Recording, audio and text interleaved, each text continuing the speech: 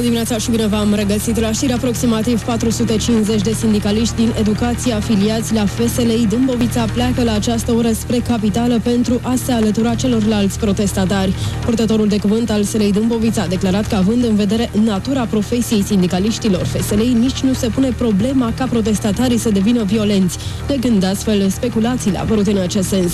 Popescu a mai spus că în învățământ s-au mai efectuat deja în 2 rânduri reduceri de personal și de aceea scăderea salariilor cu 25% nu este justificată. Chiar la aceste orele dimineții, sindicatul din învățământ Dâmbovița se pregătește pentru a participa la meetingul anunțat de către cele 5 confederații sindicale, unde, alături de ceilalți bugetari afectați de măsurile impuse de către guvernarea Boc, vom încerca să ne arătăm dezacordul. Având în vedere meseria pe care o exercităm, cred că a pune în aceeași propoziție educația și violența este ceva fără de izbândă. Menționez că toți cei care astăzi sunt la București, fie se află în ziua metodică, fie s-au înscris la unitățile școlare, astfel încât procesul instructiv educativ să nu sufere absolut deloc. Deci sunt 450 de membri de sindicat.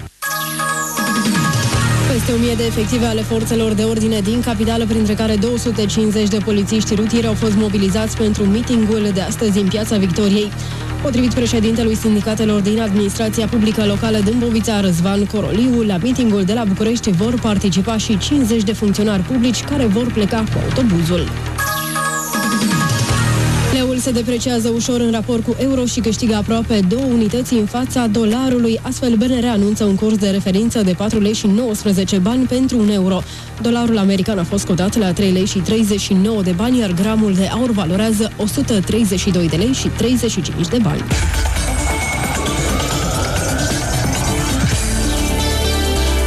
Știrile ore 8 se încheie cu datele despre vreme. 8 grade avem acum la Târgoviște, Moren, Titu și Găiești, 7 grade la Reșița și Caransebeș, 4 grade la Predeal. Stația Meteo Târgoviște anunță pentru astăzi vreme în general instabilă, cu cer mai mult noros.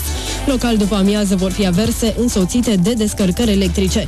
Maxima termică de astăzi nu va depăși valoarea de 18 grade. Radio Inițiație este ora 8 și 4 minute. Cu alte informații vă aștept la ora 9.